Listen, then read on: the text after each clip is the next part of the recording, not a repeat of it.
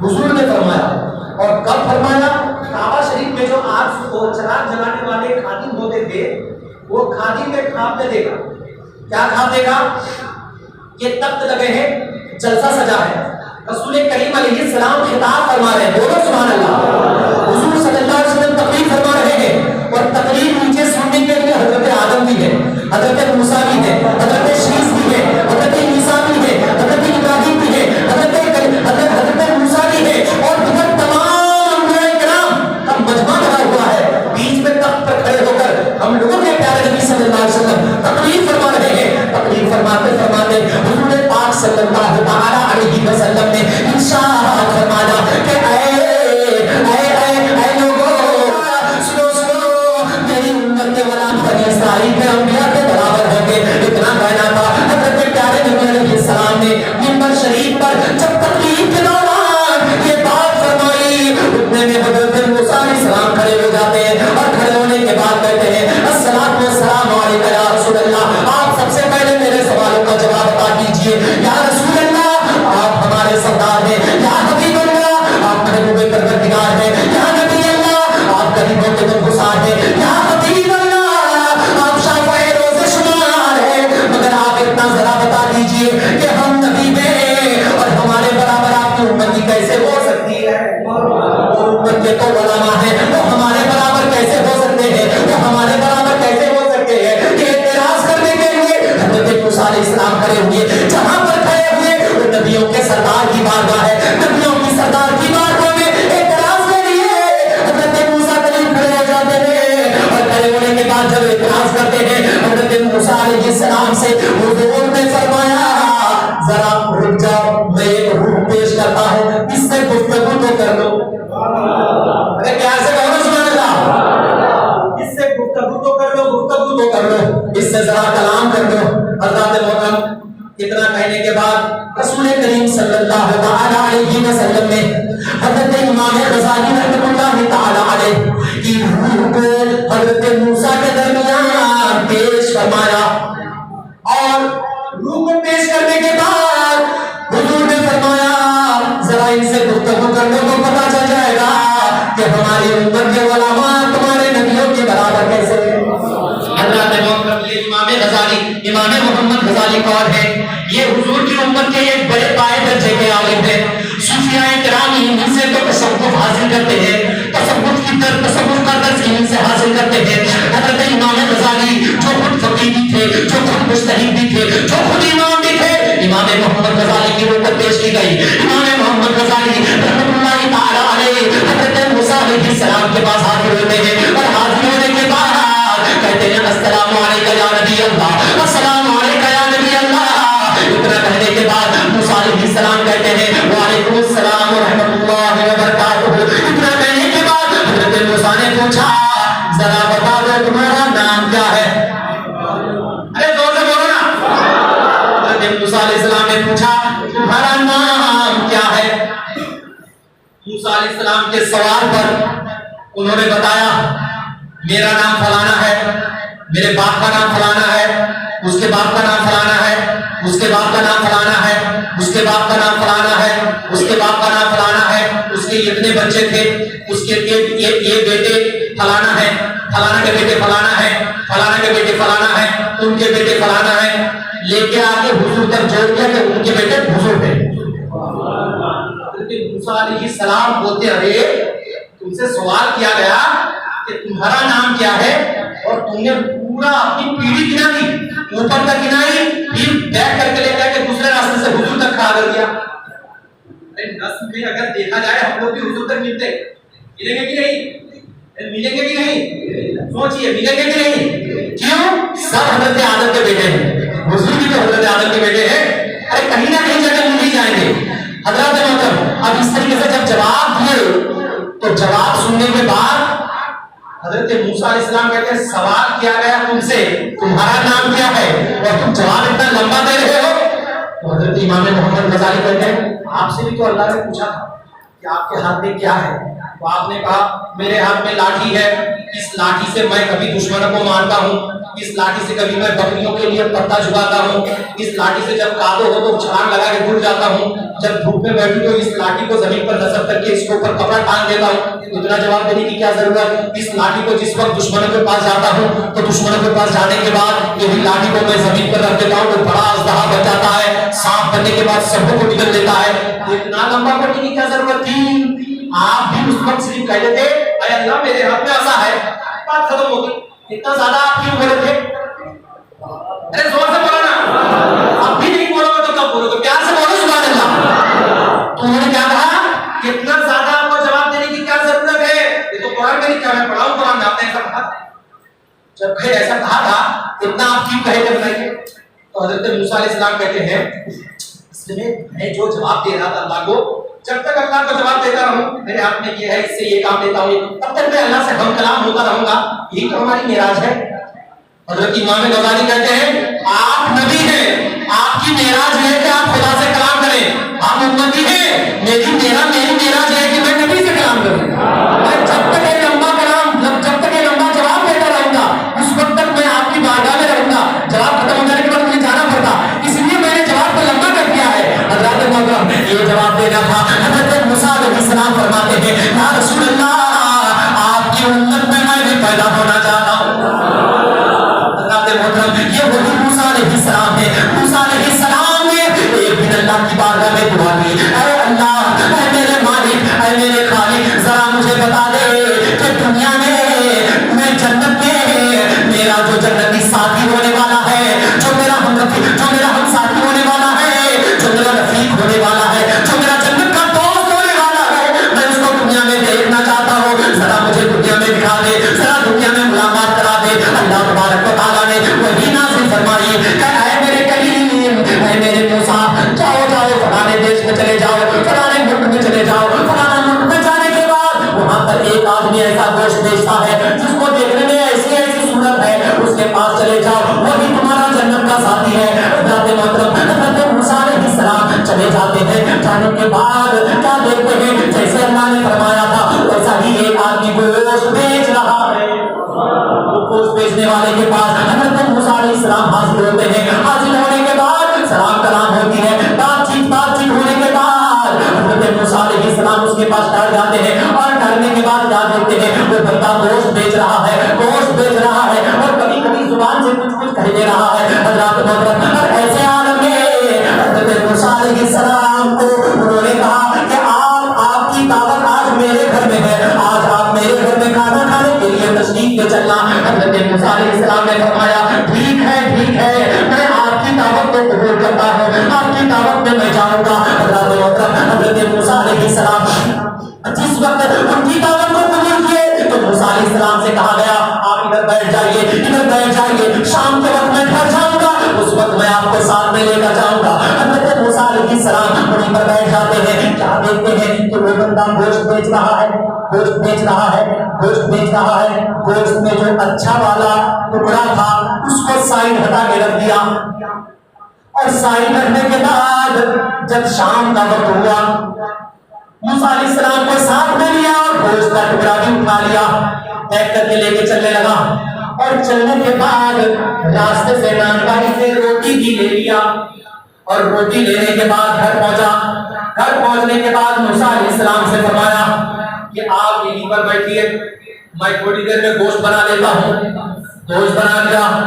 गोश्त बनाने के बाद मूसा अलैहिस्सलाम से पूछा कि मूसा अलैहिस्सलाम से कहा आप और थोड़ी देर इंतजार कीजिए, मैं जरा एक और जरूरी काम कर लूं।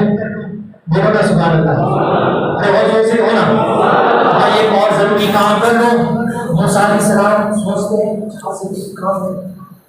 ऐसा काम करने वाला है। अब ये सोचने के बाद मूसा अलैहिस्सलाम क्या देखते हैं कि उसके घर में एक पुतली उठी हुई है जो घर के ऊपर टंगी हुई है। वो पुतली को वहां से खोलकर नीचे उतारते हैं। वो गोश्त वाले कसाई ने पुतली को नीचे उतारा। नीचे उतारने के बाद उसको खोला। मूसा अलैहिस्सलाम देखते हैं जब पुतली की तमाम गिरोह को खोल डाला तो क्या देखते हैं मूसा अलैहिस्सलाम, ये पुतली के अंदर एक बूढ़ी औरत सोई हुई है। पुतली के अंदर बूढ़ी औरत सोई हुई है। ये गोश्त वाला कसाई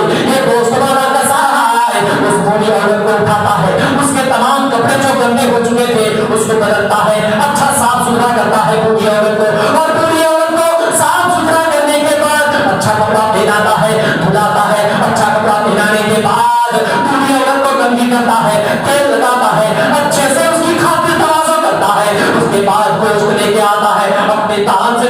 ہے اور دانت سے چبونے کے بعد روٹی کو سلو میں بٹاتا ہے اور روٹی کو بھی تیار کر کے گوشت کے ساتھ اپنے منہ میں چبا کر جب وہ بالکل نرم نرم ہو گئے تو اس بوڑھی عورت کے منہ میں رکھ دیتا ہے. بوڑھی عورت کے منہ میں رکھ دیا, بوڑھی عورت کے منہ میں رکھ دیا, بوڑھی عورت کو شکم سیر کر کے کھلا دیا. جب بوڑھی عورت کا نگا کے پیٹ بھر لی تو اس وقت بوڑھی عورت کو پھر باندھ دیا اور باندھ کر اوپر ہی رکھ دیا. حضرت محترم حضرت موسیٰ علیہ السلام کہتے ہیں یہ تو اس کی ماں ہے, یہ تو ماں کو ماں کی خدمت ایسے کر رہا ہے, لیکن بات سمجھ میں نہیں آ رہی ہے کہ یہ بندہ میرا جنت کا مہمان کیسے ہو سکتا ہے, میرا جنت کا ساتھی کیسے ہو سکتا ہے, جنت کا میرا دوست کیسے ہو سکتا ہے. تو حضرت موسیٰ علیہ السلام نے حضرت موسیٰ علیہ السلام نے انتظار فرمایا کہ ضرور کوئی بات ہوگی, ضرور کوئی بات ہوگی. رات کا وقت ہے, اب رات کے وقت سارے کے سارے لوگ سو رہے ہیں. اب ایسے حالت میں وہ قصائی بھی سو گیا. حضرت موسیٰ علیہ السلام کے لیے بھی بستر لگا دی گئی اور کہا گیا کہ حضور آپ بھی آرام فرما لیجیے. جب آپ بھی آرام فرما لیجیے, موسیٰ علیہ السلام سے کہا گیا. حضرت موسیٰ علیہ السلام آرام کی جگہ میں پہنچ کر جگے ہوئے انتظار میں ہے کہ ضرور کوئی بات ہے, بات واسطہ ٹولنی ہے. حضرت موسیٰ علیہ السلام رات بھر نہیں سوتے تھے. رات کی ایک پہر گزر جاتی ہے, ایک پہر گزرنے کے بعد تہجد کا وقت ہوتا ہے تو وہی جو پتلی اوپر باندھ کر اٹھا دی گئی تھی اسی کے اندر سے آواز آتی ہے, اے اللہ, اے مالک, اے میرے خالق, اے رب العالمین, اے پروردگار, میرا بیٹا بہت اچھا ہے, میرا بیٹا میرا خیال کرتا ہے, میرا بیٹا مجھے کھلاتا ہے, میرا بیٹا میرا گندا کپڑا صاف کرتا ہے, میرا بیٹا مجھے تنگی کرتا ہے, نہلاتا ہے, میرا بیٹا مجھے کھلاتا پلاتا ہے, مجھے خوش رکھتا ہے, میں میرے بیٹے سے خوش ہوں.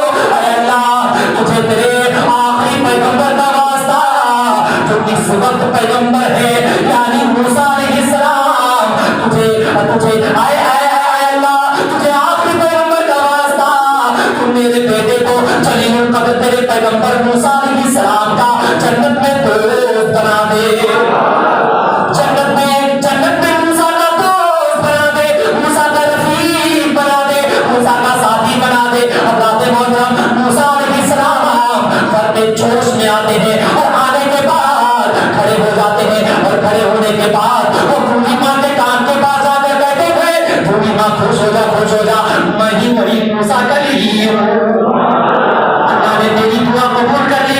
مجھے بتایا گیا کہ تیرا بیٹا جنتی ہے, میرا جنت کا ساتھی ہے اور تو یہاں دعا نہیں کر رہی ہے. اب میں راز سمجھ چکا ہوں کہ یہ تمام جو تیرا بیٹا میرا جنت کا ساتھی ہے, نہ اس کے پاس نماز کے سکھارے ہیں, نہ اس کے پاس درود کے سکھارے ہیں, نہ اس کے پاس روزے کے سکھارے ہیں, نہ اس کے پاس حج کے ڈھیر ہے, بلکہ اس کے پاس اگر کوئی نیکی ہے تو وہ نیکی جو مجھے سمجھ میں آئی وہ ماں کی خدمت ہے. ماں ایسی ذات ہوتی ہے, یہ ماں ایسی ذات ہوتی ہے, اگر بچے کے پاس ایمان ہو اور کچھ بھی عمل نہ ہو, ماں ایسی ذات ہوتی ہے, وہ اگر دعا کر دے نا پھر اللہ پاک اس کو بغیر حساب کتاب چڑھ دیتا ہے. اور ماں اگر دعا کر دے تو موسیٰ علیہ السلام کی جنت میں قربت مل جائے, موسیٰ علیہ السلام کا دوست بن جائے جنت میں. ماں کی دعا کتنی تاثیر رکھتی ہے. وہ ایک گوشت والا ہے, یہ میں نہیں کہہ رہا ہوں, یہ واقعہ کتاب میں لکھا ہوا حضور علیہ السلام نے تقریر کر کے فرمایا. اب آپ اندازہ لگائیے, حضرت موسیٰ علیہ السلام کی اس واقعے سے آپ اندازہ لگائیے کہ ماں کا مرتبہ کتنا اونچا. ایک مرتبہ پیار سے کہتے ہیں سبحان اللہ, اور اپنے ماں کے ساتھ جو لوگ محبت کرتے ہیں وہی لوگ زور سے کہیں گے سبحان اللہ. میں 2-3 شعر پیش کرتا ہوں, اس کے بعد انشاءاللہ تبارک و تعالیٰ سنت پڑھنے کی خطبہ ہوگی. لہٰذا جو لوگ سبحان اللہ زور سے نہیں کہیں گے میں سمجھ جاؤں گا کہ گھر میں گھوٹالا چل رہا ہے. اپنے ماں باپ کے ساتھ یہ ہنسنے کی بات نہیں ہے, یہ عبرت کی بات ہے. ماں باپ چاہے کیسے بھی ہوں گے, ماں باپ اگر آپ پر ظلم بھی کریں, میں آپ سے کہتا ہوں اللہ کا حکم, حضور کا حکم میں آپ سے کہتا ہوں سناتا ہوں کہ ماں باپ اگر آپ پر ظلم بھی کریں, کہ ماں باپ عام آدمی ہوتے ہیں, ان کو کیا معلوم کون سا ظلم ہے کون سا کیا, وہ جوش میں آ کے زیادتی کر دیتے ہیں, کبھی کبھی ایسا ہوتا ہے. ماں باپ اگر ظلم بھی کریں آپ ان کے پاس غلام کی طرح رہے. قسم خدا کی غلام کی طرح رہو گے نا, ماں کی دعا اگر لگ جائے تو بایزید بستانی بن جاؤ گے. بایزید بستانی جو 12 سال تک اللہ کی یاد میں ولی ہونے کے لیے ذکر و مذاکر کرتے رہے, 12 سال کے بعد گھر آئے, دروازہ کھٹکھٹایا, دروازہ ایسے کھٹکھٹانا تھا, اندر سے آواز آتی ہے بایزید ہو. ان کے بہت بچے تھے, وہ جانتی ہے کہ یہ آواز میرے فلانا بیٹا کی ہے, یہ آواز فلانا بیٹی کی. وہ دروازے میں کھٹکھٹا رہے ہیں, آواز بھی نہیں لگا کہ دروازہ کھولو. دروازہ کھٹکھٹایا گیا, بایزید آ چکے ہو؟ ہاں آ چکا ہوں. اب حضرت بایزید کی والدہ آپ اٹھا کر دعا کرنے لگتی ہے, اللہ میرا بیٹا تجھے تیرا ولی بننے کے لیے, تیرا دوست بننے کے لیے 12 سال سے باہر گیا ہوا ہے اور ابھی تک یہ ولی نہیں بنا. اے اللہ اس کو ولی بنا دے, اس کو اپنا دوست بنا دے, تو اس سے راضی ہو جا. میں میرے بیٹے سے راضی ہوں, تو بھی اس سے راضی ہو جا. یہ اتنا کہنا تھا, فوراً ولی بن گئے. اور ولی بننے کے بعد کہتے ہیں قسم خدا کی جو 12 سال کے ریاضات سے مجھے نہیں ملے, ماں کی یہ اٹھی ہوئی ہاتھ سے وہ چیز ملی. بایزید بستانی کس پائے درجے کے بزرگ ہیں, جب وقت آئے گا تو آپ کو سنایا جائے گا. اسی لیے تو میں کہتا ہوں ماں تو ماں کا رب پر کتنا بڑا احسان کہ ماں کا دل نہ ٹوٹے کبھی تیری ماں نہ روٹے, ماں کا سار نہ چھوٹے کبھی تیری ماں نہ روٹے.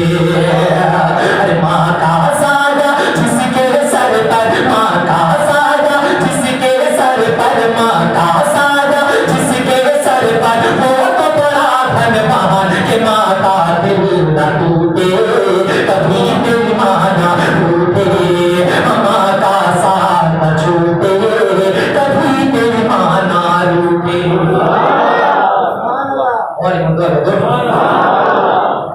چل میں ہم کو چھپا کر خون جگر کا پلاتی ہے, آنچل میں آنچل میں آنچل میں وہ ہم کو چھپا کر خون جگر کا پلاتی ہے.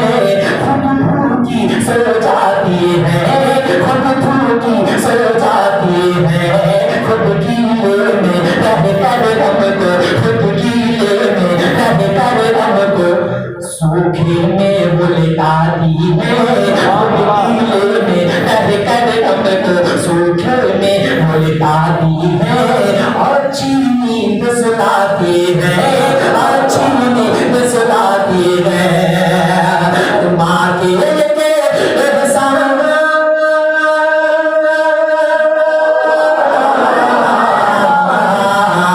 ماں کے احسان پہ ہم سب, ماں کے احسان پہ اپنا, ماں کے احسان پہ اپنا, ماں کے احسان پہ اپنا تن من دھن قربان کہ ماں کا ساتھ نہ چھوٹے کبھی تیری ماں نہ روٹے, ماں کا ساتھ نہ چھوٹے کبھی تیری ماں نہ روٹے. پیار سے کہو نا سبحان اللہ, اور محبت سے کہو سبحان اللہ. دودھ کا قرض چکانا میرے بس کی بات نہیں, تیرے بس کی بات نہیں. جو لوگ ماں کے دودھ کا قرض چکا سکتے ہیں ہاتھوں کو اٹھائے کہہ دے سبحان اللہ. یہ لوگ سنے ہی نہیں کرتا ہے, میں کیا بولا ہوں, جو لوگ ماں کے دودھ کا قرض چکا سکتے ہیں وہ لوگ ہاتھ اٹھائیے. اور آپ لوگ جوش میں ہوش کھو بیٹھے ہیں, تو ایسا نہیں ہونا, آؤٹ آف کنٹرول نہیں ہونا. تو آپ تمام حضرات جو ہاتھ اٹھا رہے ہیں کہ آپ آگے دودھ کے قرض چکا سکتے ہیں, یہ ڈبرا کا بھی قرض نہیں چکا سکتے ہیں. اس لیے کہتا ہوں دودھ کا قرض چکانا میرے بس کی بات نہیں, تیرے بس کی بات نہیں, یہ تیری اوقات نہیں, یہ تیری اوقات نہیں. ماں سے افضل, ماں سے افضل, ماں سے افضل بیوی اور بچوں میں کوئی ذات نہیں. ماں سے افضل بیوی اور بچوں میں کوئی ذات نہیں. یہ معمولی بات نہیں, یہ معمولی بات نہیں. ارے کچھ نہیں وہ سجا رہا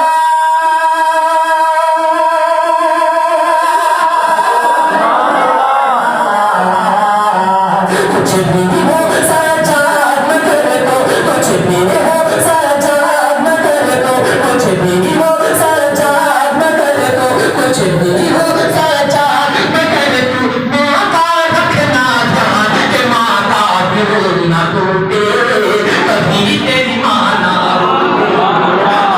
کا ساتھ نہ چھوٹے کبھی تیری مانا روٹے. اور آخری شعر پیدا فرمائیے پیار سے کہیے سبحان اللہ. اپنے والدین کے نام مثال ثواب کے لیے کہیے سبحان اللہ.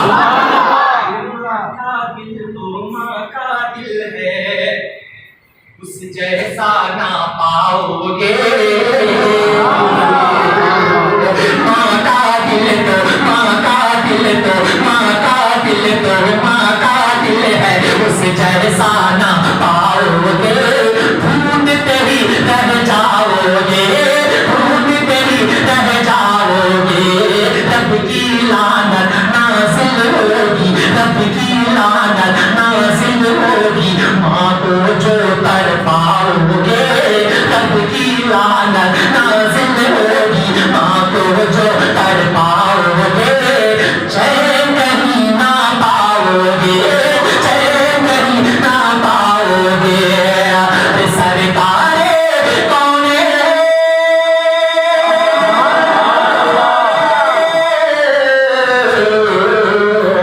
سرکار کون کا سن لو سرکار کون کا سن لو سرکار کون کا سن لو. بس یہی فرمان کہ ماں کا ساتھ نہ چھوٹے مانا ٹوٹے ماں کا دل نہ ٹوٹے کبھی تیری مانا روٹے.